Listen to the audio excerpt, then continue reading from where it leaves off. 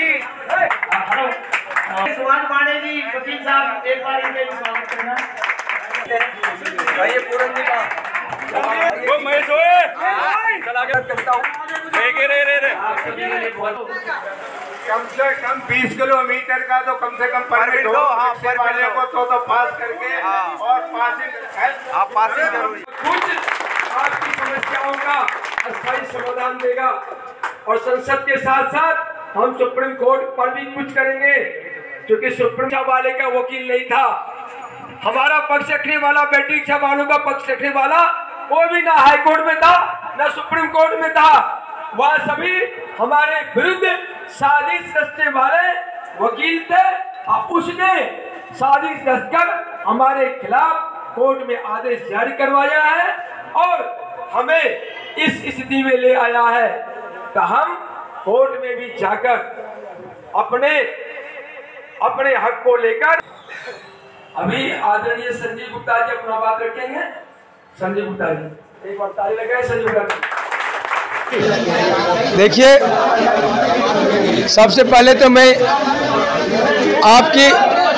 आपकी चैनल को धन्यवाद देना चाहूँगा। आप यहाँ आए जनता की समस्या को, आवाज़ को लेने, लोगों तक पहुँचाने के लिए।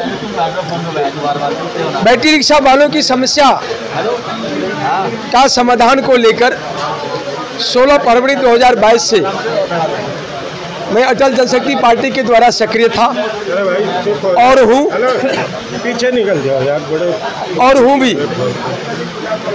जहाँ तक वर्तमान में 10 अप्रैल 2022 से जब 22 मार्च 2024 को केजरीवाल जी न्यायिक कैदी हो गए और दिल्ली में राष्ट्रपति शासन नहीं है और न मुख्यमंत्री है, तो जनता की सरकार की हैसियत से बम महाराज नौटिया ने दिल्ली में मुख्यमंत्री का दावा किया और मैं इस वक्त दिल्ली का विचाराधीन मुख्यमंत्री ऑन एविडेंस ऑन रिकॉर्ड के तौर पर ये कह रहा हूँ।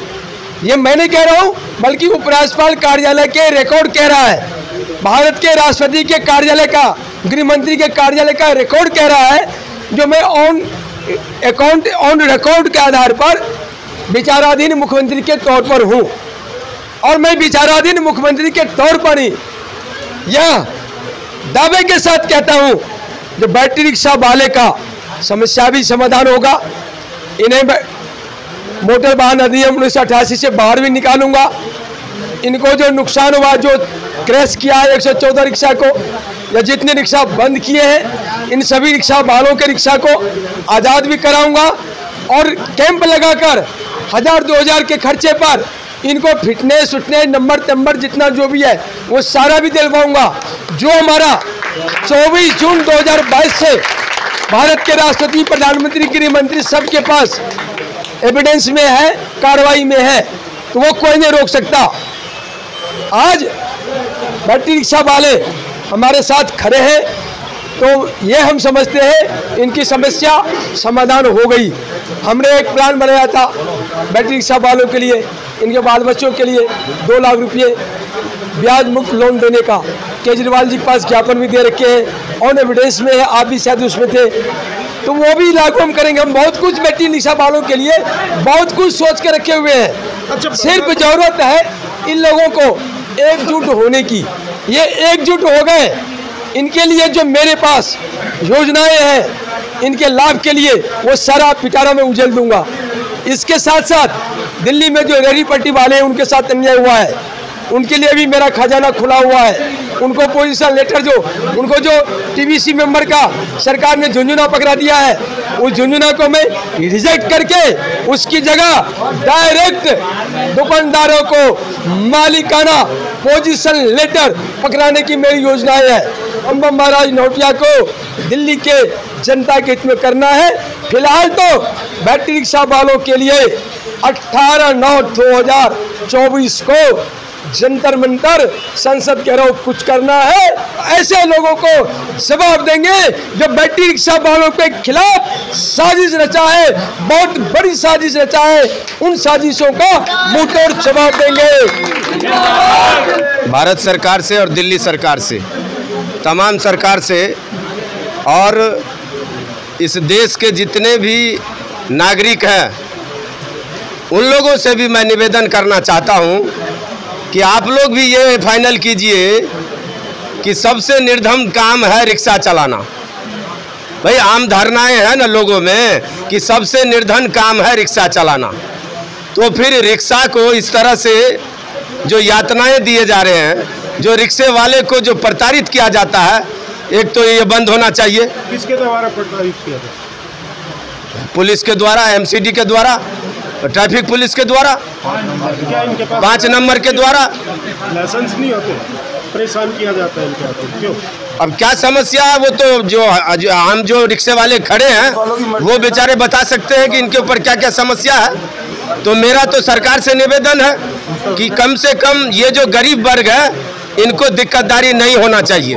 जनशक्ति पार्टी काफ़ी टाइम से इस चीज़ का मुद्दा उठाती आई है कि एक बैटरी रिक्शा जहाँ पे खड़ा होता है उसका एक निर्धारित कोई जगह बनाया जाए, एक स्टैंड बनाया जाए, जिससे ये हो कि भाई कोई भी बैटरी रिक्शा आप जाके, अब ऐसे क्या होता है बैटरी रिक्शा जा रहा है सवारी लेके, ट्रैफिक पुलिस है, आखिर इनको बंद क्यों किया जा रहा है? क्यों चलान काटे जा रहे हैं? चलान काटने सरकार ही बैटरी रिक्शा लेके आई। सरकार पहले बैटरी रिक्शा विदाउट नंबर था, गवर्नमेंट लेके आई, फिर उनकी पॉलिसी चेंज हो गई कि भाई नहीं अब नंबर वाला देंगे, फिर उन्होंने बोला नहीं जी अब तो इसका फिटनेस भी चाहिए।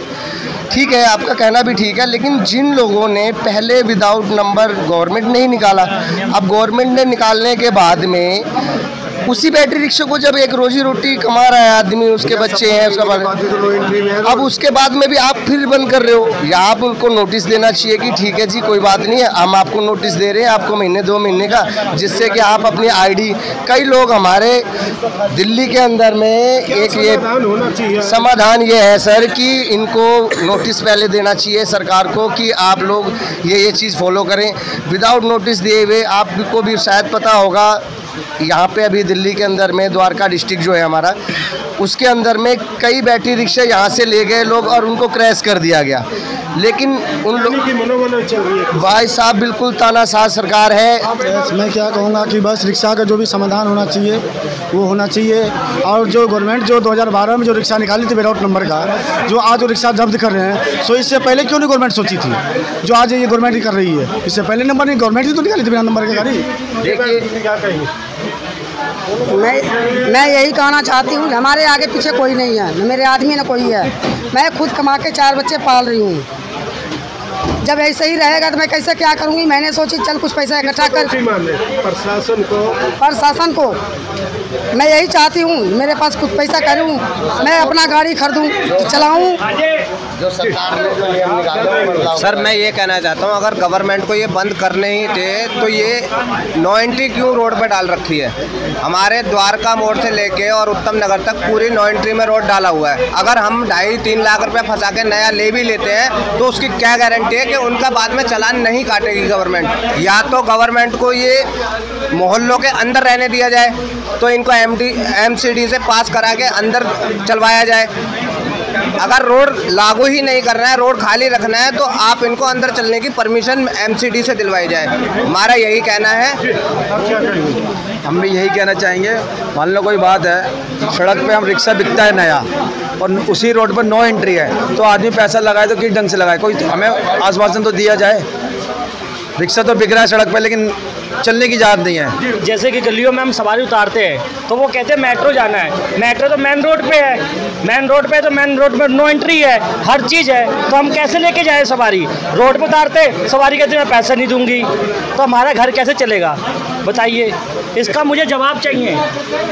जी बात यह है कि हम एक रिक्शा चालक हैं, सरकार पास करती है, लाइसेंस बनाती है और उसके बाद भी रोड पे नो एंट्री है, तो लाइसेंस क्यों बनाती है? क्यों रिक्शा पास किया जाता है?